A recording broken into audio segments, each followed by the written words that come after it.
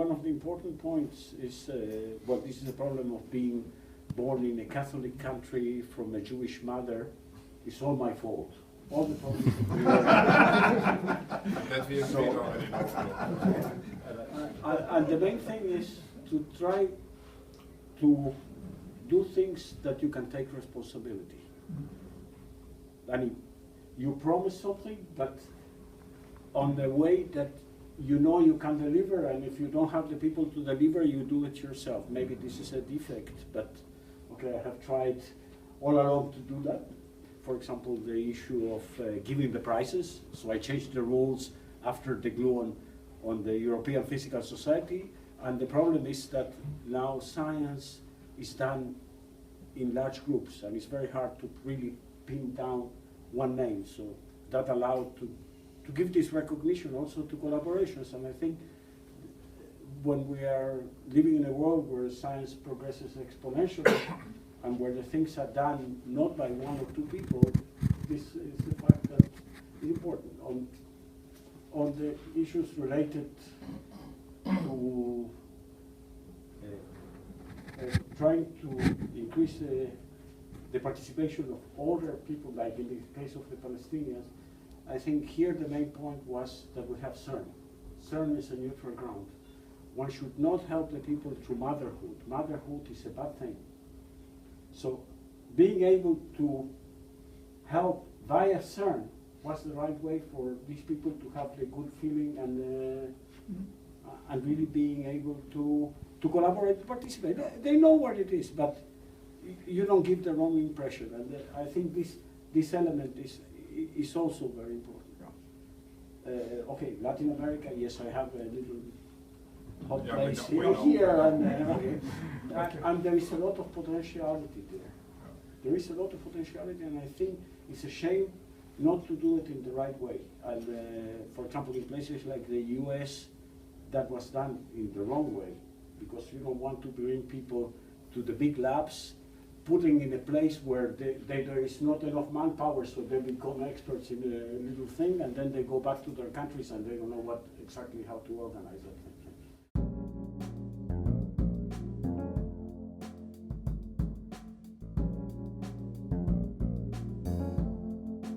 Well, in a way, you followed me. When I went from Daisy to CERN, you followed me, you came here, you're still here, I'm still here.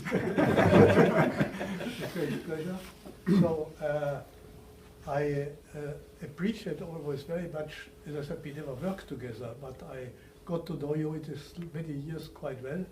I was impressed by your calm, quiet work. You never made big fuss, but you worked very efficiently and you helped a lot to the experiments. And not only to experiments, later with age you were in a number of committees, both at DAISY and at CERN. So I think there you also helped very much to foster international collaboration for what this prize also. I won't say much at CERN. I think Rolf will continue that.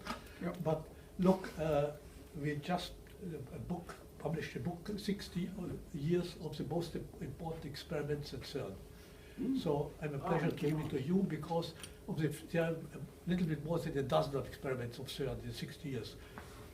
Two of them you contributed very much. I think it was Opal and Atlas Lab. Thank you. Yeah. Best wishes. Thank you very much.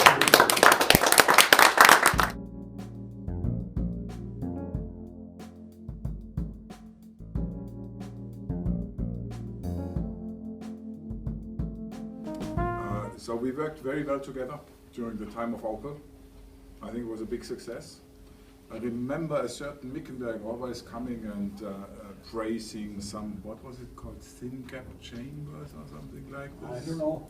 Something like this, yeah. And finally I learned that Opel was only a test bed for Atlas concerning these chambers. Yeah. But I think they also, it was a good test. It was a good test because they worked at lab and also at LHC. One thing I remember personally is that you were naked when you didn't have your pipe. I would like to mention one thing which I think is very important for the foundation, and it's also very important for CERN, and I think in general for the community. This is that you were always supporting young people from other cultures. Yeah. In particular, I remember very well that once you told me that you were supporting Palestinian students, without making a big fuss of it. And I think that characterizes George very much, that he did something without telling too much about it. And so this is why I'm so happy that you are the first recipient of this medal. And the next one will be very difficult for the next person to follow. I can tell you. So George, many congratulations.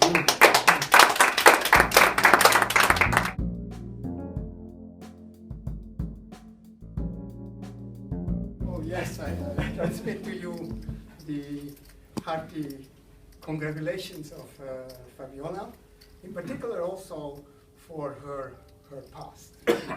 I can add to that the congratulation of the present spokesperson of Rolf-Dieter.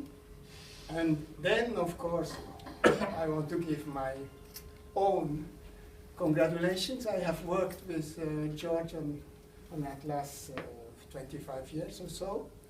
LHC was a long thing. I mean, we started in the 90s. And I remember, well, George was the leader of the Muon system, for example, among other things, but he was a project leader and for a good 10 years or so. And it's not true that he was always calm and so, because for 10 years I was in executive boards every month, and George was the one making some animation. But you never shouted. No, not shouting. George is never excited. But it was for the good of the experiment, and that, of course, I appreciated a lot. I can only echo what Rolf just said. I mean, there's one thing which certainly through this long time of Atlas is that George was always very much helping in bringing the excitement of the experiment also to other regions of the world. Yeah.